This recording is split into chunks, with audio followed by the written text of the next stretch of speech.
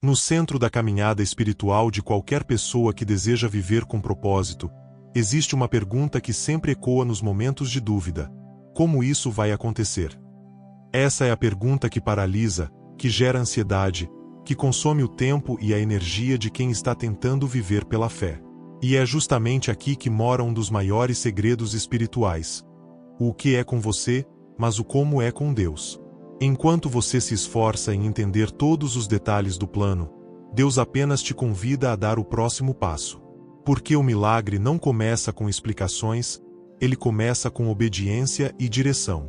Você não precisa saber como vai acontecer, você só precisa saber o que precisa fazer. E isso exige uma habilidade cada vez mais rara: foco. A fé verdadeira não caminha sozinha. Ela precisa do foco como combustível emocional para seguir mesmo quando tudo ao redor grita desista. Se você perde o foco, a fé se desnutre. Se você alimenta o foco, a fé floresce. Essa é a matemática espiritual que poucas pessoas entendem, mas que muda destinos. A verdade é que o foco é uma ferramenta emocional que protege sua jornada espiritual. Quando você decide o que quer da vida, o seu o quê, você ainda não tem todas as respostas, mas tem clareza suficiente para começar. É nesse momento que o inimigo começa a agir, não atacando diretamente sua fé, mas sutilmente distraindo sua atenção.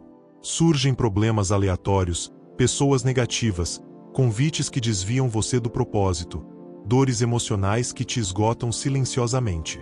Por isso, se você quer ver o agir de Deus em sua vida, você precisa proteger o foco como se protege um tesouro. Porque o foco, embora não seja espiritual, é o que mantém sua fé de pé. Deus trabalha no invisível, mas é você quem decide se vai continuar crendo, mesmo quando tudo parece dar errado. E para continuar crendo, você precisa manter os olhos no que Deus te prometeu, não no que está acontecendo agora. A fé não depende do cenário, ela depende da direção. É nesse ponto que muitas pessoas se perdem. Elas confundem fé com controle. Acham que ter fé é dominar o resultado, prever o fim, entender cada detalhe do caminho. Mas fé não é controle, fé é confiança. Fé é você colocar o seu sim na mão de Deus e seguir mesmo sem saber para onde aquilo tudo vai te levar. E sabe por quê? Porque Deus é o autor da sua história e Ele não trabalha com finais improvisados. Ele já escreveu o desfecho, e o que Ele quer de você agora é disposição para caminhar mesmo sem mapa. A fé começa quando o plano humano termina. Quando as respostas acabam, a confiança começa. Por isso, pare de perguntar como. Essa não é sua responsabilidade. Sua missão é dizer: eis-me aqui, Senhor, me mostra o caminho. E quando você disser isso com verdade, Deus moverá o céu e a terra para te conduzir até onde Ele te prometeu. Mas é importante lembrar: o foco não é automático. Ele exige intencionalidade. É uma construção diária. Significa dizer não para muitas coisas boas para dizer sim para o que é essencial. Significa desligar vozes externas para ouvir a voz que realmente importa, a de Deus. E é nesse ambiente de foco que a fé se torna inabalável. Não porque você sabe o futuro, mas porque você sabe quem está no controle dele. Quando você escolhe viver pela fé com foco, você começa a perceber que as portas certas se abrem, que os desvios não te afetam tanto, e que o milagre não é mais um evento isolado, mas um estilo de vida. Você começa a andar com uma paz que o mundo não entende e uma segurança que só quem confia plenamente em Deus é capaz de sentir. O como vai se manifestar na hora certa, mas o que precisa estar claro agora. E se você já sabe o que Deus colocou no seu coração, então foca, acredita, caminha. Porque o céu inteiro se movimenta por aqueles que têm fé, mas permanecem focados. Você quer proteger sua fé? Quer manter sua mente blindada em meio a um mundo que constantemente tenta te distrair, te enfraquecer e te fazer duvidar do que Deus já te prometeu? Então entenda uma verdade espiritual.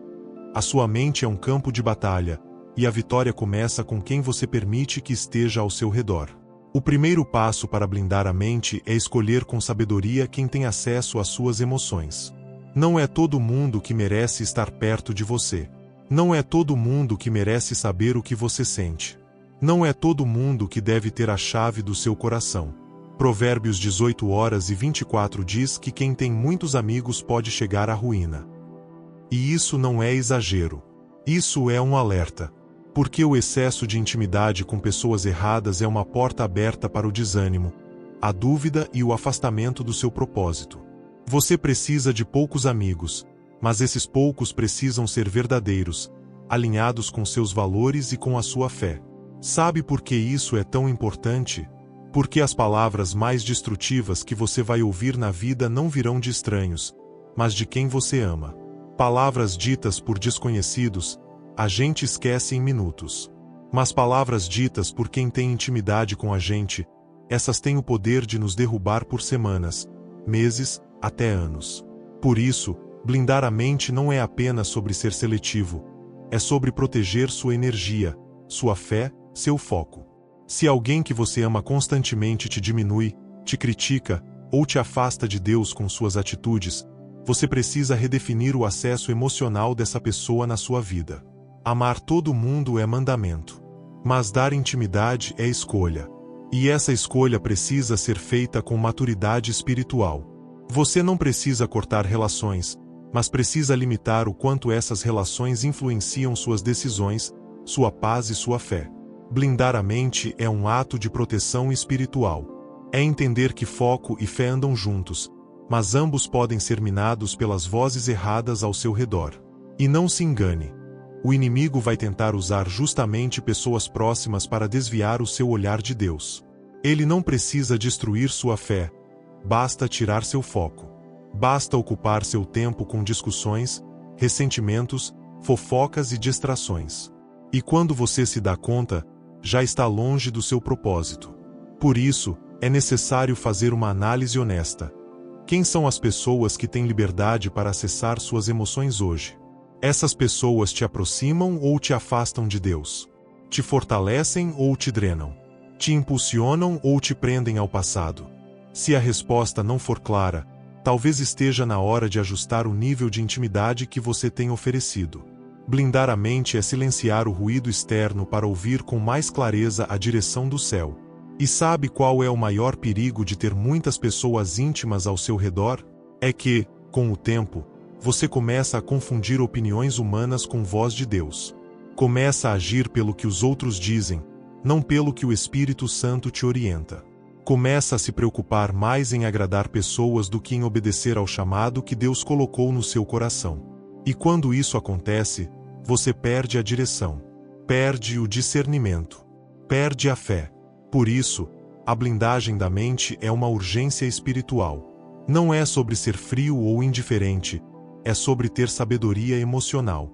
É sobre construir limites saudáveis para que a sua fé não seja sugada por relacionamentos tóxicos, por amizades desajustadas ou por conselhos que te afastam do propósito. Poucos amigos, mas bons. Pouca exposição, mas profunda conexão com Deus. É isso que mantém sua mente limpa, seu coração firme e sua jornada alinhada com o céu. Você pode até continuar cercado de muita gente, mas agora você vai entender que íntimos são poucos, e escolhidos com oração. Porque amigos íntimos têm o poder de moldar o seu pensamento, alterar o seu humor, interferir nas suas decisões.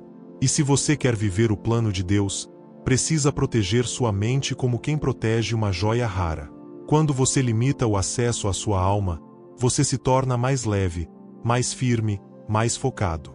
E quando a mente está blindada, o coração permanece firme, e a fé se fortalece mesmo em meio às tempestades. Acredite, é muito melhor andar com poucos que edificam do que com muitos que corroem. E uma mente blindada é terreno fértil para os milagres de Deus florescerem. Existe uma armadilha silenciosa que destrói sonhos, corrói a fé e sabota destinos. Colocar suas expectativas nas pessoas. Se você ainda vive esperando que alguém vá te salvar, te reconhecer, te valorizar ou te dar aquilo que só Deus pode te dar, você está se posicionando todos os dias no terreno da frustração. O ser humano falha, muda de humor, se distrai, se afasta. Mas Deus permanece. O salmista já dizia no Salmo 62:5, somente em Deus, ó minha alma, espera silenciosa, porque dele vem a minha esperança. Ou seja, se a sua alma está inquieta, talvez seja porque ela ainda está esperando em lugares errados. Talvez você está esperando que aquele amigo te entenda, que seu parceiro mude, que o chefe te promova ou que a vida se torne justa. Mas se você continuar esperando do homem o que só pode vir de Deus, vai viver uma vida inteira decepcionado, ressentido, cansado. A frustração nasce da expectativa mal colocada. Não é o outro que te frustra, é você que esperou demais de quem não podia te dar aquilo. Isso não é sobre virar alguém frio ou desconfiado, mas sim sobre recolocar sua esperança no lugar certo. Esperança é algo sagrado, e quando ela é depositada em mãos humanas, ela vira ansiedade. Mas quando ela é entregue aos pés de Deus, ela se transforma em paz. Talvez você esteja cansado porque confiou demais nas palavras de alguém que prometeu e não cumpriu. Ou pior, talvez você esteja preso emocionalmente a uma figura que você idealizou, e não à realidade da pessoa que ela realmente é. Quando a gente projeta no outro nossas necessidades mais profundas, de amor, segurança, reconhecimento ou aprovação, a gente transfere para ele um peso que ninguém pode carregar. E a consequência disso é inevitável: mágoa, dor e afastamento do nosso verdadeiro propósito. Entenda, a sua paz não pode depender da atitude de ninguém. Quando você coloca sua esperança em pessoas, você entrega nas mãos delas o poder de definir seus dias. Se elas são gentis, você fica bem. Se elas são rudes, você afunda. Isso é uma escravidão emocional disfarçada de amor. Você foi criado para depender de Deus, não da aprovação dos outros. Por isso, é urgente que você retire suas expectativas das mãos dos homens e as entregue totalmente nas mãos do Pai. Se alguém fizer algo bom por você, ótimo, é bônus, é graça. Mas se ninguém fizer, está tudo bem, porque sua fonte nunca foi o homem, sempre foi Deus. Isso muda tudo. Você se liberta da necessidade de controle, do desejo de agradar todo mundo, da frustração constante. Você passa a viver com leveza, com maturidade espiritual e com foco naquilo que realmente importa: a vontade de Deus para a sua vida. Não coloque nos ombros de ninguém a responsabilidade de te fazer feliz. Isso não é amor, isso é carência. Não espere que as pessoas curem as feridas que só Deus pode curar. Isso não é cuidado, é dependência emocional. Você não foi chamado para mendigar atenção ou correr atrás de afeto. Você foi chamado para viver uma vida plena, com identidade firmada em Cristo e não nas opiniões alheias. A partir do momento em que você entende isso, toda expectativa frustrada se transforma em lição espiritual. Você para de olhar para o outro como fonte e passa a ver Deus como sustento. E mesmo que ninguém te estenda a mão, você continua caminhando, porque sabe que há um Deus que vai te erguer no tempo certo. Você não está sozinho. Você nunca esteve. Mas enquanto insistir em esperar demais de quem não pode te suprir, vai continuar andando em círculos, ferido e sem direção. A verdadeira maturidade espiritual acontece quando você aprende a esperar em silêncio, não porque está resignado, mas porque confia. Confiar em Deus é silenciar a ansiedade, é parar de cobrar do outro aquilo que nem ele entende sobre si mesmo. Às vezes, as pessoas não te entregam o que você precisa, não por maldade, mas porque elas também estão quebradas, confusas e tentando sobreviver. E se você continuar exigindo delas o impossível, vai viver em guerra, tanto com elas quanto consigo mesmo. A paz vem quando você entrega a expectativa e abraça a confiança. Quando você aceita que nem tudo vai sair como você queria, mas tudo vai sair como Deus planejou. E esse plano, mesmo que hoje pareça duro, é sempre melhor do que qualquer outro que você poderia imaginar. Então, tire suas expectativas das mãos de quem te falhou e entregue seu coração àquele que nunca te abandona. Porque dele vem a sua esperança. Pare de reclamar. Essa frase parece simples, mas carrega um poder transformador que muitos ainda não entenderam. Reclamar é como envenenar a própria alma, dia após dia, com pequenas doses de negatividade. A reclamação não resolve, não transforma, não edifica. Ela apenas desgasta, contamina e paralisa. Quando você reclama, está dizendo para o mundo, e principalmente para si mesmo, que está preso, que não enxerga possibilidades, que perdeu a esperança. Mas a Bíblia nos lembra em 1 Tessalonicenses 5:18, em tudo dai graças, porque está à vontade de Deus em Cristo Jesus para convosco. Em tudo, não em partes. Isso significa que até nas situações difíceis, existe algo pelo qual você pode ser grato. A gratidão muda sua perspectiva. A reclamação, por outro lado, te afunda na escuridão do vitimismo. E talvez você nem perceba, mas essa prática silenciosa tem sabotado sua alegria, sua fé e sua capacidade de crescer. Pessoas que reclamam demais costumam viver cansadas, frustradas, impacientes. E sabe por quê? Porque gastam energia tentando mudar o que não está no controle delas, ao invés de focar no que podem fazer.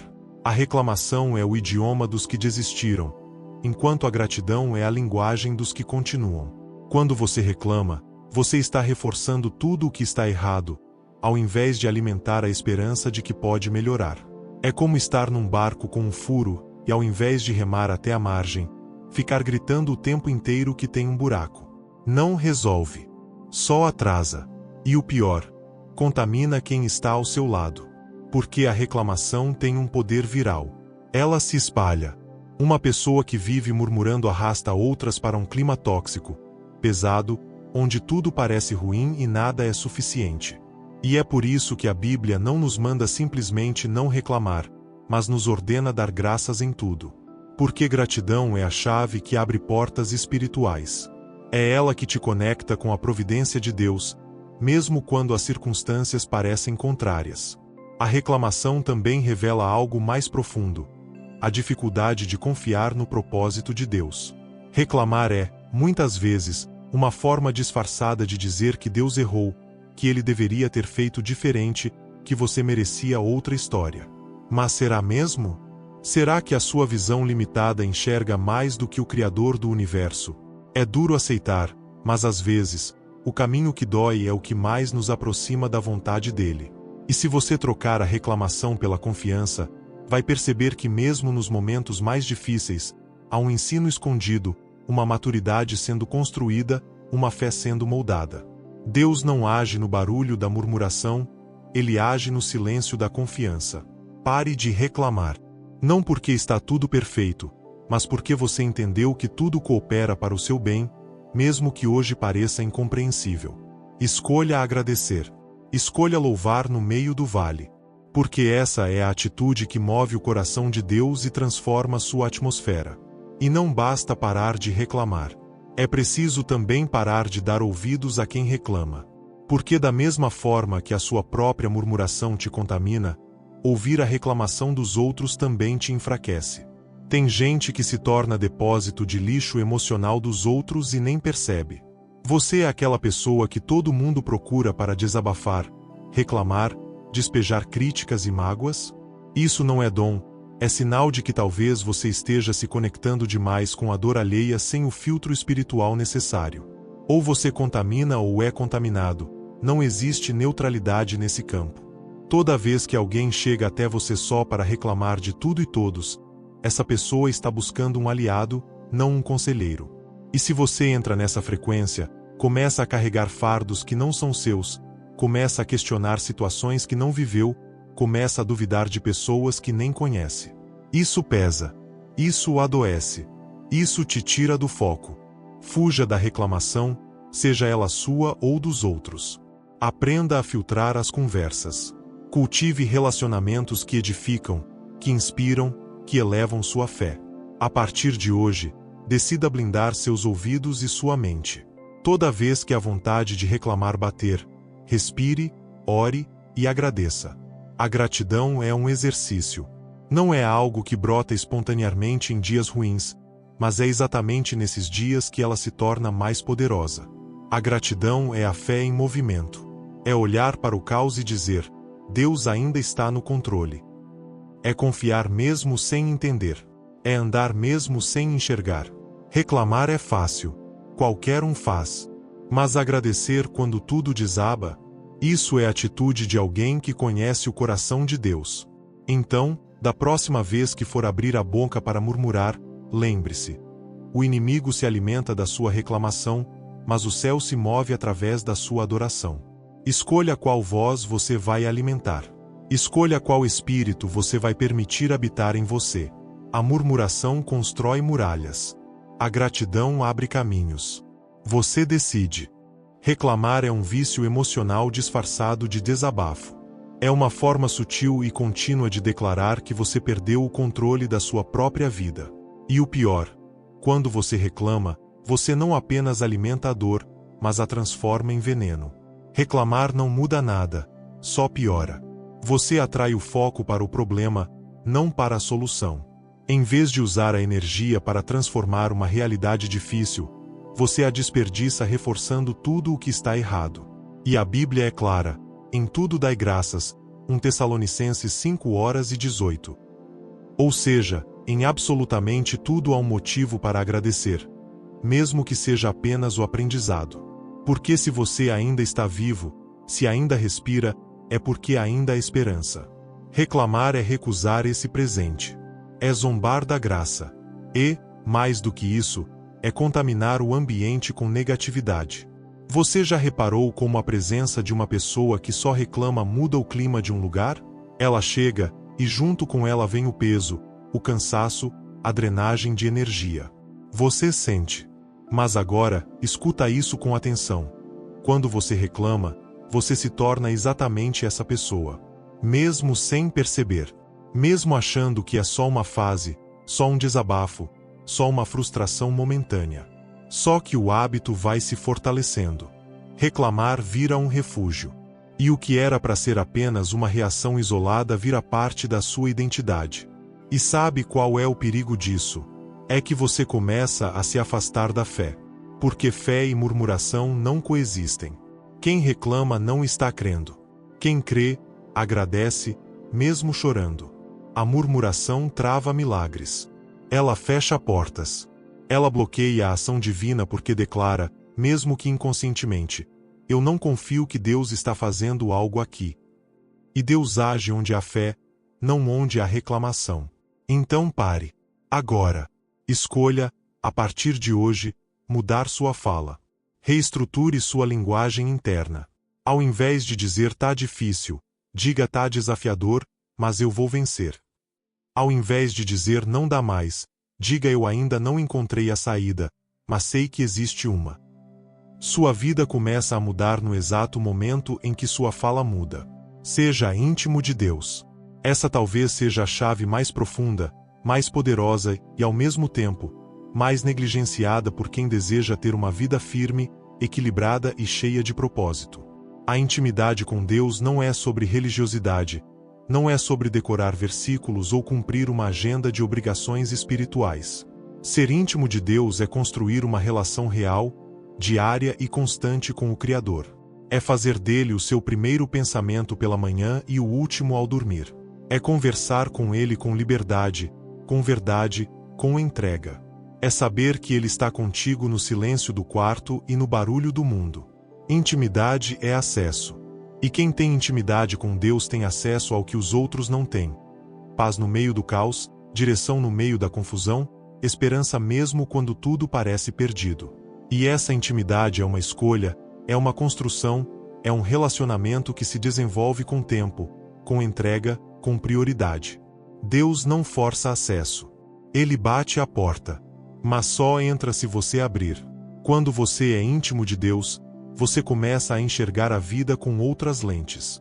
O que antes te abalava, agora te ensina. O que antes te destruía, agora te fortalece. Você aprende a confiar nos processos, mesmo quando não entende os resultados. Porque intimidade gera confiança. E confiança gera estabilidade emocional. Quem tem intimidade com Deus não é alguém que nunca sente medo, dúvida ou dor. É alguém que, mesmo sentindo tudo isso, sabe onde repousar o coração. É alguém que pode até chorar, mas não desespera. Que pode até cair, mas não desiste. Que pode até ter dias difíceis, mas nunca perde a fé.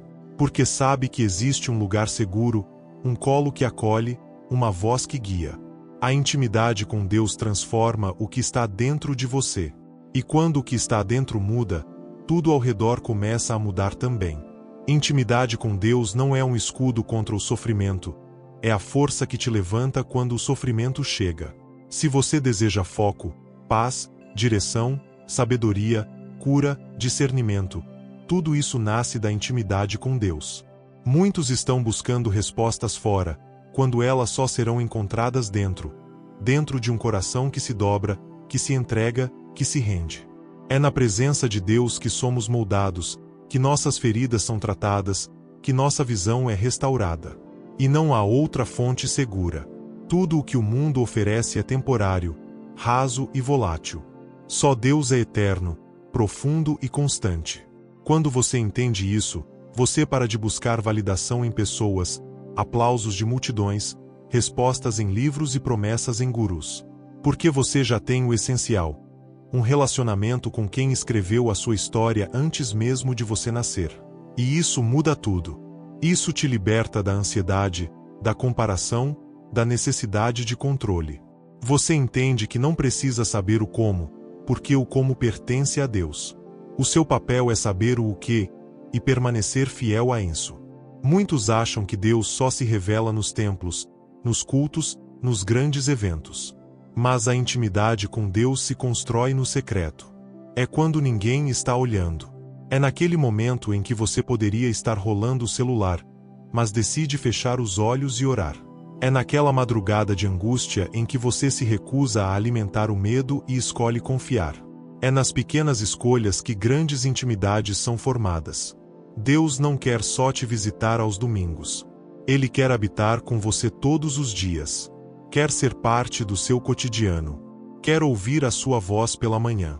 Quer participar das suas decisões, dos seus sonhos, das suas dores. E quanto mais você se aproxima, mais sensível você fica à presença dele. Mais discernimento você ganha. Mais propósito você encontra. Porque quem anda com Deus não vive por impulso, vive por direção. E essa direção só é clara quando há relacionamento íntimo com o Pai. Intimidade com Deus não se resume a pedir. Se resume a estar, a desfrutar da companhia dele, mesmo sem dizer uma palavra. Às vezes, as maiores orações são feitas em silêncio. São lágrimas derramadas no travesseiro que só ele entende. São suspiros profundos que não precisam ser traduzidos. Porque Deus não ouve só palavras, ele ouve corações. Ele interpreta sentimentos. Ele acolhe até aquilo que você não consegue expressar. E quando você percebe isso, sua oração muda. Sua adoração muda. Sua postura muda. Você para de correr de Deus quando erra, e começa a correr para Ele. Porque a intimidade te mostra que Ele não é um juiz esperando tua falha, mas um pai de braços abertos, pronto para recomeçar com você. É por isso que a intimidade com Deus é o maior presente que você pode ter nesta vida. É ela que sustenta sua fé quando tudo ao redor tenta destruí-la. É ela que te mostra que, mesmo no vale, você não está só. Mesmo no escuro, há luz. E mesmo nos dias mais difíceis, Deus continua sendo Deus, e Ele continua contigo. Agora que você ouviu tudo isso, respira fundo. Faz uma pausa. E pensa, com quem você tem andado? Quais vozes você tem deixado entrar no seu coração? Será que você tem alimentado sua fé, ou tem deixado o foco escapar pelas brechas da reclamação, das más companhias, da expectativa em pessoas? Talvez hoje seja o dia do seu recomeço. Não aquele recomeço emocional que dura 2 dias e volta ao mesmo lugar, mas um recomeço real, espiritual, intencional, onde você decide filtrar suas conexões, proteger sua mente, se aproximar de Deus e abandonar a reclamação. Porque Deus tem planos lindos para a sua vida, mas Ele não trabalha no meio do barulho, Ele age no silêncio da intimidade. Você precisa se alinhar com o céu para ver o céu agir na terra. E isso começa com uma decisão. Se essa mensagem falou com você de alguma forma, curta esse vídeo agora, porque isso ajuda a espalhar essa palavra para outras pessoas que estão precisando ouvir exatamente o que você ouviu. E se você ainda não é inscrito aqui no canal, se inscreve agora. Ativa o sininho para não perder nenhum vídeo, porque toda semana tem conteúdo aqui que pode mudar completamente o rumo da sua vida. E me diz aqui nos comentários, Qual dessas atitudes você mais precisa começar a praticar hoje? Vamos conversar nos comentários, porque esse espaço aqui é mais do que um canal. É uma comunidade de fé, transformação e recomeço. Então vem com a gente, porque a sua jornada de fé e foco está só começando.